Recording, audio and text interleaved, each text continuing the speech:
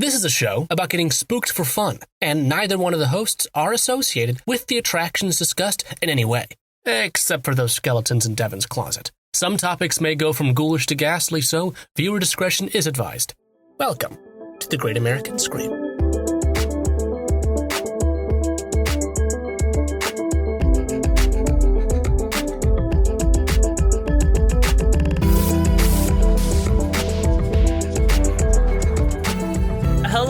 And welcome to the Great American Scream. My name is Devin Wright. My name is Adam O'Connell. And I don't want a lot for Christmas. I'm not going to do the whole thing, but it's Christmas. It's Crimbus. It's Christmas. Actually, it was Christmas last week. Technically, I think our Slenderman episode came out the first week of December, but it's still Christmas.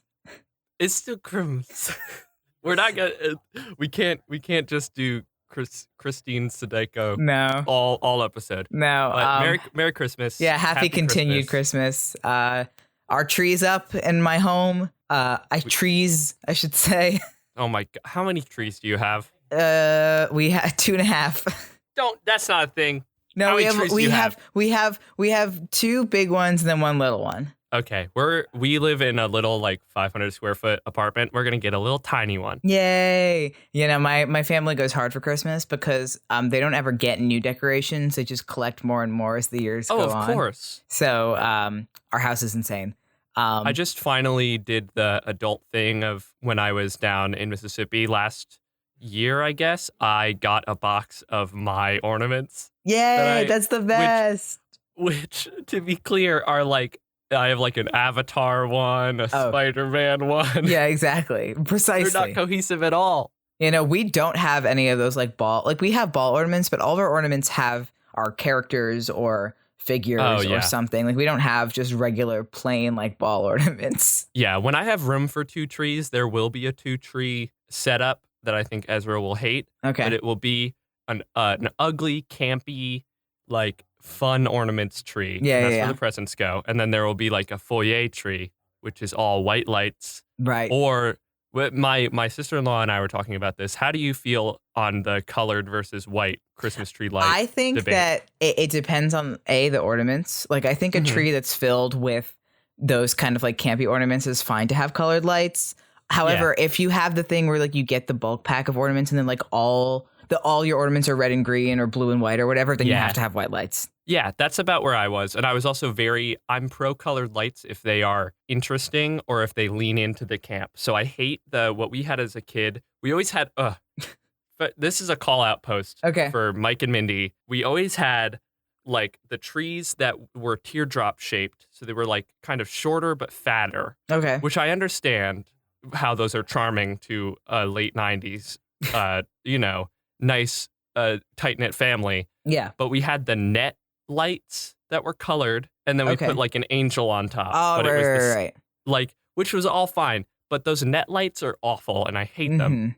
And putting them on top of this like short, fat tree, just not a good look. And to me, like, there's a way to camp up the right family Christmas tree. You get colored lights, but they're the like round, frosted colored bulbs. Oh, yeah. And then you like wrap it around and you get a slightly skinnier tree. And then you load it up with those weird like Fabergé egg ornaments or whatever the hell. Anyway, this has been Tree Talkin', the sub-podcast. Podcast. Oh, I would love to have like recorded. I was gonna say I would love to have like a horror movie tree, like all red lights and then all like horror ornaments. Oh no, never mind. Oh, Scratch that. No. Bad. Cut. I think that would be really good. I was about to say like a red, like a bloody tree, but that's how noted Christmas hater and enemy of the podcast Ivanka Trump decorated the White House. Yeah. So I thought that was Melania who decorated it with those scary red trees. Oh, it was Melania. I get them confused. So does the soon-to-be former president, just to be clear. Yeah. So we're going to cover a couple of holiday topics this month. We wanted to kick it off nice and early to make room for all of those holiday lords and ladies. However, I wanted to do an episode covering Krampus originally, as he's kind of the poster boy for Christmas traditions. I understand you're trying to do a faithful pronunciation of Krampus, but what you just described Krampus is yes, Adam, we're both lower New York people. We know from voice class that our definitive vowel sound is ah. We know this. But Krampus, said correctly by our accent, is Krampus, which sounds like you're like crumping. Okay. Wait, well, like if you want to be like really fancy faceful about it would be like Krampus. Krampus. Krampus, as he is the kind of poster boy for Christmas traditions that we in the United States might find like a little different and a little scary. Yeah. But in my research, I found that there are so many other winter holiday creatures and monsters from all over the world that Americans would probably find scary, since we do not involve monsters in our Christmas holiday. Which honestly, we should get to changing that. Yeah. And it's okay. It's because despite Christmas's pagan roots, which we may talk about in an episode later this month. Can I pause the podcast? What American cryptid would you give Christmas to? Oh, my first instinct was Mothman. That was my first instinct. So it might be Mothman. Yeah. Mothman, you want Christmas? Yeah, Mothman, you could have Christmas. And so despite the pagan roots of Christmas, which we may talk about in an episode later this month, the United States Christmas has morphed into a very like Hallmark and commercial holiday, depending on what part of the country you're in, which is fine. Honestly, that's one of the things I really enjoy about Christmas. Yeah. I love that it's corny. I love that it's very vanilla. Like, I'm good with that. Yeah, the corny and the passionate kitsch of it is good. Yeah, totally good with that. But in other places around the world, the holiday season still has very strong connections to folklore. And some of it is pretty scary, often deliberately so, in order to scare naughty children into behaving so that St. Nicholas or Santa or whatever the gift-giving figure of that culture Jesus himself will bring them presents. And, you know, like we do that in America, too. We say, oh, if you're bad, you'll get coal in your stocking. But it goes way further in other places. And it also doesn't make any sense in the American because Santa's a nice dude. He would not put coal in people's stockings. Yeah, Santa's it doesn't make great. any sense. Yeah. I mean, Lucas, if you're bad, you'll get coal in your stocking. Santa knows. But, like, I think Santa's a pretty chill dude. I don't think he would do that. Yeah, and what unites a lot of these is the great tradition of scaring children into behaving.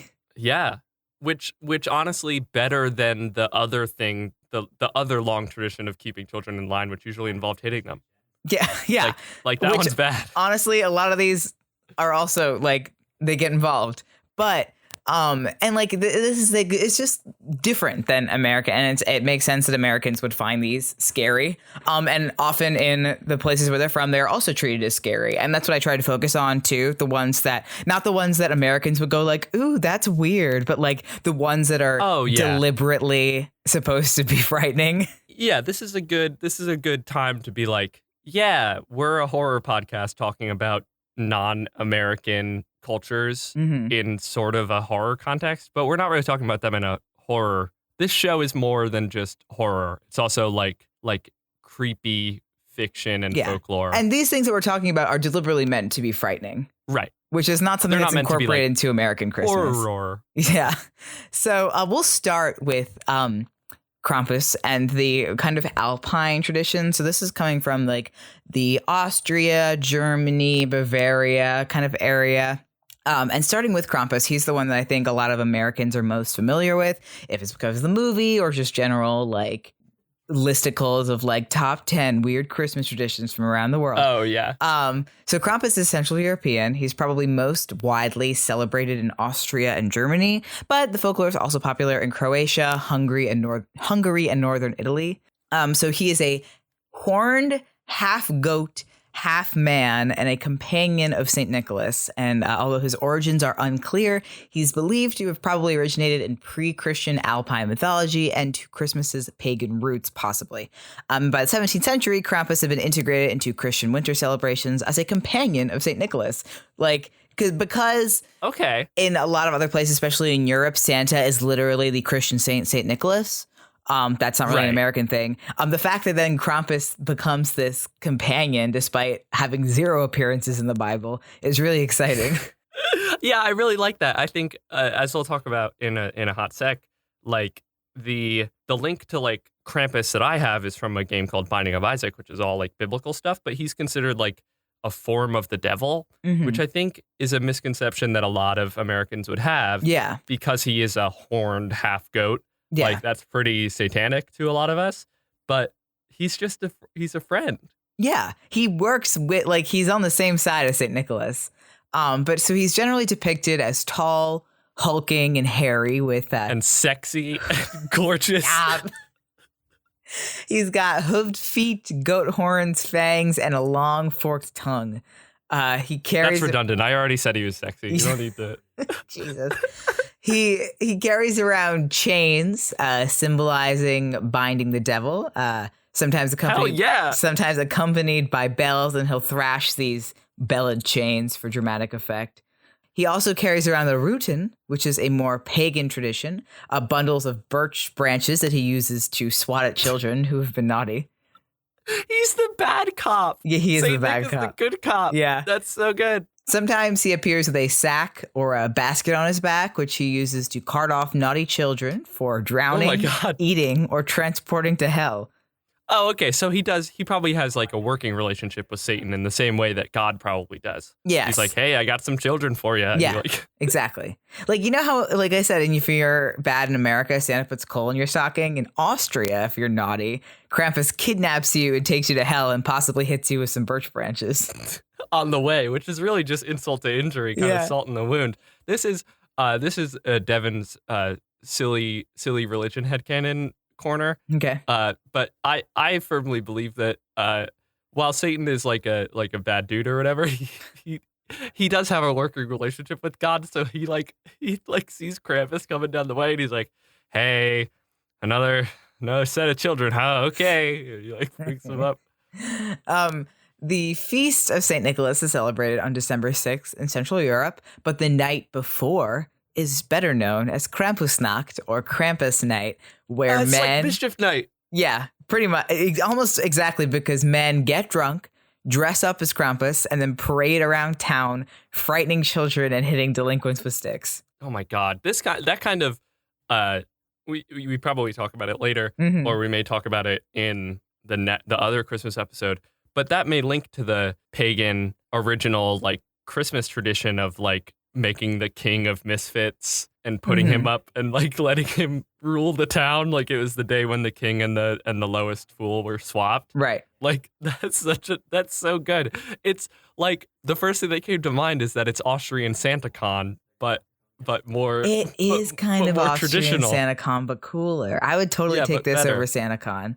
Hey, please give us Krampusnacht. Everybody take this moment I should have included SantaCon in this outline, but everybody take a moment to acknowledge and appreciate the fact that there's going to be no SantaCon this year. Especially us New Yorkers. Oh my God. God, I hate SantaCon. So the introduction of Krampus to the United States really started with Krampuskarten. So the greeting card industry, especially around Christmas time, totally boomed in the late 19th century. So fun fact, you know the song Sleigh Ride, when they have the lyric, it's like, it'll be just like a picture print from Courier and Ives. So Courier and Ives was a greeting card company who created the first Christmas card in the late 19th century in the United Kingdom. And the person who made Courier and Ives was named Krampus, and he immigrated from Austria to the UK and then made his way to America. He came through Ellis Island, and they thought that Krampus was a bit un-American, so they actually changed it to Jones. And he moved like a lot of Transalpine American immigrants. They moved, and he made his way in Wisconsin to become a state senator. And he was actually the vote that decided to not make German the national language of the country. Jesus. Now the timeline might be a little bit messed up. That was like in 1858, but still. But so the greeting card industry boomed in the late 19th century after Courier and Ives kind of introduced the idea of the Christmas card. It boomed and American in German culture started its slow decline into destruction. It totally boomed in Austria and Germany too. And most of them depicted like St. Nicholas or just well wishes for your family for Christmas. However, Krampuskarten were greeting cards of Krampus marked with Gruß vom Krampus, which means greetings from Krampus, which would depict Krampus kidnapping children or hitting them with birch sticks. Yes, you have like, you're a grandfather and you're like, I know one of my kids is naughty. And you send them all Christmas cards and everybody's like, oh, St. Nick, St. Nick, St. Nick. And then the last kid opens it up and he goes, I got a Krampus card from Pop Pop. Yeah. And I regret to inform everyone that there were also during this era sexy takes on Krampuskarten. A lot of the times. Regret to inform us.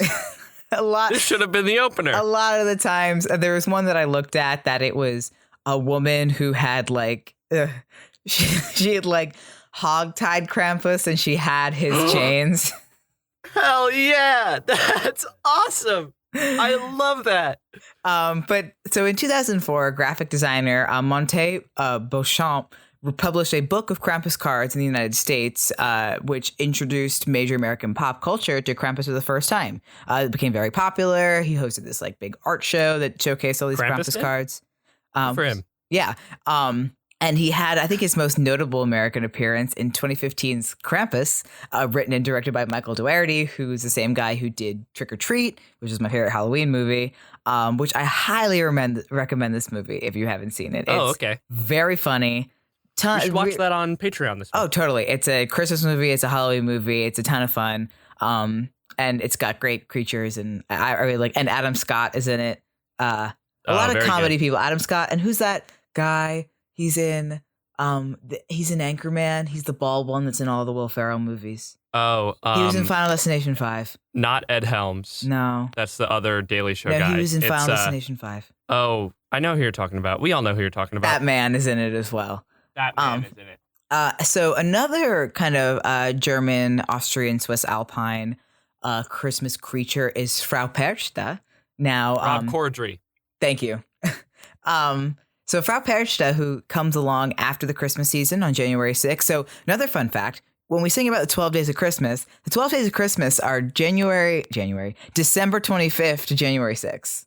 Or December 24th to January 6th. Those are the 12 days of Christmas. Right. And it's actually, there's a link really, really weirdly to, because what does the 12 days originally, what culture is that from? I have no idea. It's European. There's also the 7 days of like the rebirth of the world that comes from Egyptian mythology, which also happens on Christmas to like the New Year. Yeah. So fun fact, that's why Frau Perchta comes after Christmas on January 6th. So she's this old woman dressed in rags, believed to be a witch or a goddess who watches over your spinning and weaving, as well as the state of your home. You. Now, she's kind of described, she's got this like an iron face with this big long nose. And if you haven't finished all of your weaving by January 6th, she's known to trample or set fire to the half-spun fabrics. Well, that's not going to help me finish it, Frau. But you're weaving. You have until January 6th to finish your weaving. However, if she finds that both your weaving is not done and your home is also a mess, or you failed to leave out the traditional bowl of porridge for her, she disembowels you and replaces your intestines with rocks and straw. Okay, Mrs. Perchta, I understand, this town really tries to care for all of its residents, but I have to insist that your list of demands cannot include all of this and also a bowl of porridge. Like the times are hard for everyone, Mrs. Perchta, and it's really hard for people to get their weaving done. I know like January 6th is like your hard deadline, but if you're asking us to finish our weaving by January 6th, when am I going to have time to make you porridge? Like, that's my issue there. With the weaving in the house. If one person could be on porridge duty and then the rest of us could do the weaving, I think that would just help all of us. Yeah, but you can tell your children this year that if they don't clean up their Christmas presents by January 6th, Frau Perchta will come and replace their guts with garbage. Yeah, it'll be a lie because she only cares if you finished your weaving. But what you can do is you can purposefully forget your weaving and leave it out. And then when Frau Perchta comes, say that your child was in charge of the weaving. And the other one, there's a couple of other... Germany and Austria, Christmas is really a fear-based holiday. And there's powerful. One last one I want to talk about from this area, and that is Hans Trapp. Hans Trapp is another companion of St. Nicholas coming from the German-French border of Alsace-Lorraine. So he's celebrated. He's feared in both Germany and France. Also meant to punish naughty children. Now, the ratio of present givers to punishment givers seems off in Central Europe, because we got St. Nicholas giving presents. We got Krampus, Frau Perchta, and Hans Trapp all dealing out punishments. And Belsnickel, who I didn't even include in this outline. I mean, that's kind of fair, though, because like Santa is magic and like gets around the whole world in a night. You can't expect the like bad side of that to get around equally as fast. you know? Okay. Like they need 3 people to kind of cover the bases. Got it. And I think like there are going to be some years when you get hit by Hans Trap and Frau Perkta both. And that's like not supposed to happen. It's like a, it's an administrative error. Yeah. But like it's going to happen sometimes. So according to legend, Hans Trap lived in 15th century Alsace. He was rich, cold, and cruel. Only wanting to enrich himself, it was rumored that he worshipped Satan and used black magic to keep his wealth and power. He was excommunicated from the church in Rome, and when he returned to Alsace, he was hated even more. He was exiled and constructed a shack of twigs on the mountain of, I think, Giesberg. And then the big bad wolf came, and he huffed and he puffed. He descended into madness and isolation on this mountain and began to crave human flesh. He would disguise himself as a scarecrow in order to sneak up on children traveling through the mountains and eat them. Now, every Christmas, he comes back to towns below the mountain and eats naughty children. So the tradition is that sometimes people will dress up as Hans Trap, and then they will go from house to house and just kind of stare at the children. And okay, first off, bad. Don't do that. You can't, sir. I already talked to Frau Perkta. I can't have you. We're all covered here. Thank you. But, I'm pretty anti-Batman, but it seems like a Batman in this situation is what you need. Oh, that's fair. Rid of the Scarecrow. Yeah. A German bat. Oh, okay. I got it. I got you. So, yeah, that's a couple of the highlights from the Alpine tradition. I'm a big fan of Krampus and Frau Perkta. Also a fan of Hans Trap, but less so. Yeah, I'm not a fan of Hans Trap. I love Krampus. I do love Krampus. I love Krampus. Now we shall take a brief respite from Bavaria to talk about one of my favorite ones, the Mari Lwyd. So Mari Lwyd is a Welsh tradition originating sometime in the 18th and 19th century. And it's very similar to the Lair Van tradition we talked about in the History of Halloween episode, in that you are going from house to house with a horse skull begging for food. But there is something very different about the Mari Lwyd. So the Mari Lwyd itself is a horse's skull on a pole, decorated with bells and ribbons, with a white sheet attached to conceal the group that is controlling it, usually a group of like 3 or 4 men who dress in bright clothes and ribbons, or they dress as stock characters like Punch and Judy. Now, Punch and Judy, they're these stock puppets. And if you've ever seen the Santa Claus, you know how he has those weird puppets in his room that like interact with people in the scenes? We're going to talk about that's Punch and Judy. Claus.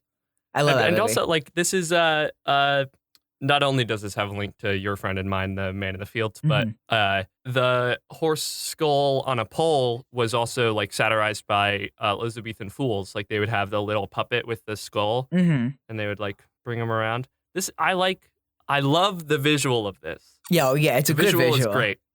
So the way that Mari Lwyd works is that during the Christmas season, Mari Lwyd parties go from door to door in towns and request entry for food and ale by singing a song.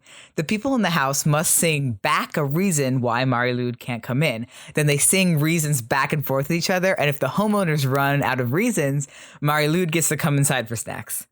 Yes, this is an improv game. Yeah. You essentially beg your pardon. We are in your garden. You show up with a horse skull and rap battle strangers, and if you win, you get to raid their pantry and drink their beer. Hell yeah! This was an improv troupe of dudes in like Gwynedd in 850, and they were nobody would hire them for Christmas, and they were like, I know. What's better than this? Goof. Just guys being dudes. I feel like the people in the village were like, they knew that it wasn't Mari Lwyd. It was just the improv troupe that sulks around the town. And they were like, okay, sure. Like, they're like, fine, I guess. I love this so very much. The fun fact, creepy fact, the horse skull is often left buried for the rest of the year and only dug up around Christmas. Ugh, you always hate if you forget where you buried the horse skull, you know? It's November 28th, and you're like, we gotta get that skull. Yeah. Where'd you put it? Gosh, diddly darn, I really love the Mari Lwyd. There's also, if you go on YouTube, there's a lot of great videos of Mari Lwyd parties, people rap battling strangers in their neighborhood, some cool documentaries about it, so check it out, they're great. And a slightly similar tradition to this comes from Japan, the Namahage. So the Namahage are traditional. Oh, yeah. They're traditional Japanese demons portrayed during the New Year's festivities by men in frightening oni or ogre masks and mino, which are traditional straw capes. They are particularly popular around the Oga Peninsula area. So the Namahage are armed with deba knives, mostly wooden or paper mache fakes, which is like a Japanese fishing knife. And they carry around wooden baskets and then march in pairs or groups of 3 to go door to door and admonish naughty children. So they show up at doors with these freaky masks on and these knives, and they ask, are there any crybabies around or any naughty kids around to scare children? And then they are typically rewarded with mochi for their efforts. However, newlywed households, especially those without children, are expected to greet them in full formal dress and offer them food and sake in order to like bless their new home so they can have kids and stuff. Again, this sounds like a great gig. Yeah, I want to be a Namahage. I really like I think a lot of the time we talk about these kinds of traditions as like, oh, you're going in and you're scaring all the kids. Mm-hmm. But there's definitely an energy to this of like, it's exciting. Yeah. And like, you can imagine a kid like a guy in an Oni mask coming in and being like, oh, are there any naughty children around? And there's like a little girl and she's like, no. Yeah. Like, runs behind her dad's leg. Like, that's great. Yeah, it's fun. Like, and that's the thing too. I think a lot of the times when these traditions were first introduced in the olden days, they were generally scary, but now they've become both fun and frightening. Both Namahage and Marlude sound like great gigs. You basically get to go around in a fun costume with your friends, and then you get food at every house you go to. That seems great. And also, like, knowing that your buddy just got married and moved into like a nice house. And you go up and you're like, did you put on the full regalia? Yeah. Give us sake. Yeah. So now I want to talk about. We've kind of taken a break we've gone to Bavaria, we've gone to Wales, we've gone to Japan. I would now like to go to Iceland and because Germany and Austria, those areas have very strong like creepy Christmas traditions, Christmas creatures. Iceland also kind of has this. It's very similar to the Alpine ones in the sense of monsters invading the town during Christmas time to scare children into behaving. And I'll start this with Grilla. So Grilla is an enormous, repulsive-looking beggar woman who wanders around the town. Podcast mom. Yeah, she wanders around the town begging parents to give her their naughty children to eat. She's able to detect naughty children year-round from her cave. She has like a spidey sense for naughty children, which I guess also Santa does. She also sees you when you're sleeping and knows when you're awake. During Christmas, she comes down from the mountain to search for children for her meal, hunts them down, and carries them around in a large sack before bringing them to her home to cook into a stew, which is her favorite. Kind of a Hansel and Gretel. Yeah, her favorite means of cooking children.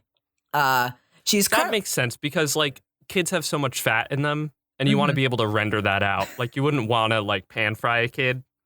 She is currently married to her third husband, Lepaludi, who is lazy and mostly stays in his cave. Now, we don't know who her first 2 husbands were or what happened to them. We just know she possibly had kids with them. Okay. So she and Lepaludi live in this cave with the Yolakaturin, the Yule Cat, and their sons, the Yule Lads. So the Yule Lads! First, briefly, I want to talk about Yolakaturin. Yolakaturin, the Yule Cat, is a huge, vicious black cat and pet of Grilla and her family. The Yule Cat wanders the snowy mountains and eats anyone who hasn't received new clothes to wear by Christmas Eve. Okay, that's wow. Okay, so the threat Yolakaturin, the anti-poor cat. The threat of this was used by farmers as incentive for workers to finish processing the autumn wool by Christmas.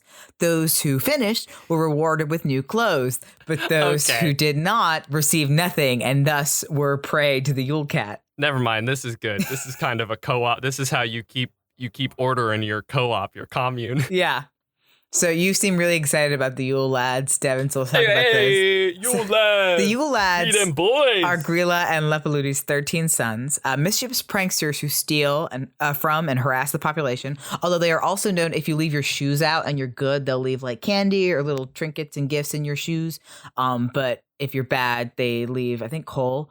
Or no, they leave a rotten potato. Oh, yes, they do leave a potato. Yep. their names convey their favorite method of pranking, and I will describe them to you as follows. I actually don't know how to pronounce any of these. So I'm going to give you the English translation for their names. I'm going to name the ones I know first. Okay, go ahead. Sausage Swiper, Door Sniffer, Meat Hook. Yes. Who's my favorite. Candle Stealer. Yes. Oh no, I think that's it. Okay, so I'll start from, so they arrive in order. So this is the order of their arrival. Good. Okay. So on December 12th, from December 12th to December 24th, which are also described as the 12 days of Christmas. 12 days of Christmas, yeah.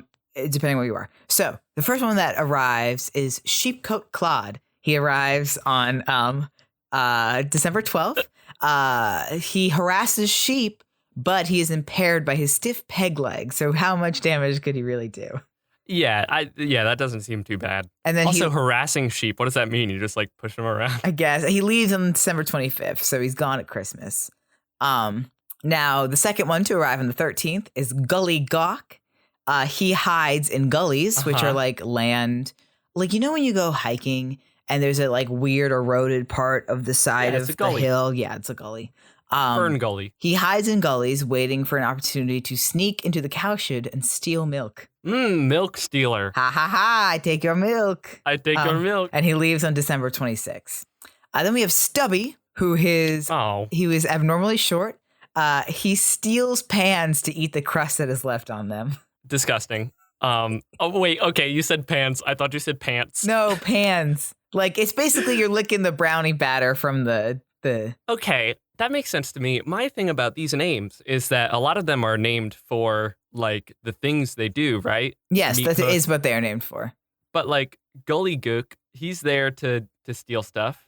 Well, Gully Gawk because he gawks from the gullies. Ah, okay. And I mean, he should be Pan Licker. Not Stubby. Not Stubby. Stubby just seems a bit demeaning. Well, the next one, Stubby arrives. What if they named Hephaestus? Hephaestus, they just named him like Ugly Face. Like, yeah, ugly face, bad leg. You'd feel kind of bad. So Stubby arrives on the 14th and leaves on the 27th. The next one to arrive is Spoon Licker, who steals and licks wooden spoons, but he's extremely thin because licking wooden spoons is all he eats. So he's malnutritioned. That's how my parents would get me to stop licking a spoon. They're like, you can't just lick the spoon. You're not gonna grow big and strong. So he arrives on December 15th and leaves on the 28th. Pot Scrape. Okay, so these are more like a 24 days of Christmas if each of them are staying for 12 days. That's fair, yeah. Pot Scraper steals leftovers from pots. Okay, kind of what's the word? Symbiotic with Pan Licker? Okay, yeah. That's fair. He arrives on the 16th, leaves on the 29th. Next is Bowl Licker. Hides under beds waiting for someone to put down their asker, which is a type of bowl with a lid that you use instead of dishes, and then he steals them. Okay. Well, okay. Stealer. He arrives on the 17th, leaves on the 30th. Next is Door Slammer. He likes to slam doors, especially during the night, to wake people up. Arrives on the 18th. That's not fair. Yeah. That's not fair because, like, if I have my girlfriend or boyfriend over, I have to keep the door open so that my parents can, make sure we're not doing anything. And if Door Slammer's there, he's going to slam the door. Not only will that wake me and my girlfriend or boyfriend, but it will also get me in trouble with my parents if they see that my door's closed. So Door Slammer arrives on the 18th, leaves on the 31st. Next is Skyr Gobbler, a Yule lab with great affinity for skyr, which is a food kind of similar to yogurt. Okay. So yogurt enjoyer. Yeah. That could be my name. Yogurt enjoyer.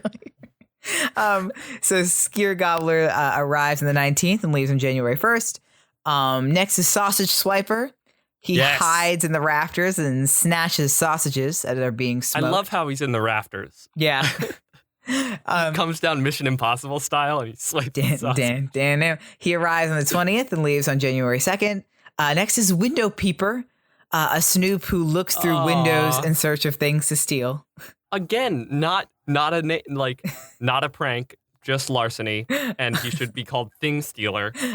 He arrives on the 21st and leaves on January 3rd. Next is Doorway Sniffer. He has an abnormally large nose and an acute sense of smell, which he uses to locate leaf bread, which is a traditional Icelandic bread that is eaten around Christmas time. He arrives on December 22nd and leaves on January 4th. Next is Meat Hook, who you were excited about. He just uses a hook to steal meat. He arrives on December 23rd and leaves on January 5th. Maybe he works with Sausage Swiper. They both are on the he swipes the sausages and then Meat Hook hooks them out of the air like Scorpion. And then finally, we have Candle Stealer, who follows children in order to steal their candles, which were made of tallow and really not as effective edible. Nowadays. But he arrives on December 24th and leaves on January 6th, the last day of the Christmas season. He usually doesn't stay around that long because there aren't many candles, and it takes him a long time to unscrew the light bulbs nowadays. So and he doesn't find them as delicious. There are also a couple of obscure Yule lads. These are kind of like the 13 main ones. Some stories only describe 9. Most of the Yule lads are in the groups of like those who steal food, those who play tricks, and those who just seem to be a delusion from nature. Okay. And there are also apparently one very obscure nursery rhyme mentions there being 2 female Yule pranksters who steal melted fat by either stuffing it up their nose or putting it in socks. Okay, kind of a Yule gals? Yeah, Yule ladies. Yule women. And most recently, Grilla and the Yule lads, who sound like they're playing Brooklyn this weekend. Grilla, they're opening for 100 guests. Grilla and the Yule lads appeared in the 2018 Christmas episode of The Chilling Adventures of Sabrina, where the Yule lads terrorize the house and Grilla attempts to claim a baby from Sabrina's aunt. I wanted to see the Salem versus Yolakaturin. Yolakaturin, yeah. I hope that's involved in that episode. I don't watch that show, but I hope it is. I don't think Salem's in the new What? show. Yeah. Wait. I don't think so. I thought in the new one he was like a whiz. No, he's always a wizard that got turned into a cat, right? He's not just a talking cat. A talking cat? I don't think he... Maybe he is. I don't know. Anyway. I haven't watched the show. Me neither. I didn't like their depiction of trans people, so I'm not going to watch it. But yeah, so those are some of the Christmas creatures from all around the world. Devin, which one was your favorite that we talked about today? You know I'm crazy about these Yule lads. Okay, yeah. I think I've come out of this episode with a real love for Krampus. Okay. I always enjoyed Krampus and his iconography, but I didn't know he was such a chill and cool dude. Yeah, that's fair. I knew he was sexy. I knew you were waiting for that. I knew he was sexy. Yeah. I think as a person, like someone I would want to chill with, Krampus definitely, but as somebody that I would want to be, totally the Marlude. Oh, yeah. I think I want to be one of the Namahage. Yeah. You get some mochi. I'm a fan of sake. I just love the idea of these men in these big ogre masks, and they scare the children. They hold out their little hand, and the homeowner gives them one little thing of mochi. One little mochi. Yeah, that's very good. Yeah. I also like the phrase, "Are there any crybabies around?" Yeah. Yeah. I think these are really great. And of course, there are other Christmas creatures from around the world. The Christmas spiders from Ukraine. There's Belsnickel, who is also from the French, German, Austrian area. And other creatures that maybe should make some appearances in American Christmas sometime soon. Yeah, there's Surfing Santa.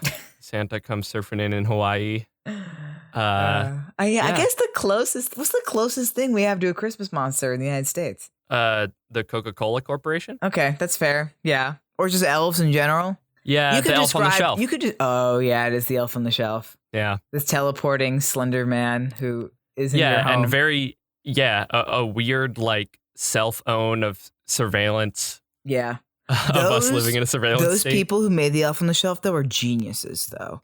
It's an empire now. Yeah. Yeah. Well, anyway, this has been our first Christmas episode of The Great American Scream. If you enjoyed, please leave a rate and review. If you're listening on iTunes, if you're on Spotify, follow us. If you're on anything else, leave a rating or share it from your favorite podcasting service. But the best way to spread the word about the show is to tell a friend about it. So please do that. We also have a Patreon where you can get cool rewards like a video note, access to live streams, and access to topic suggestions. In fact, we have certain tiers that you can just choose the episode title, or rather barter with Adam to decide what the episode title is.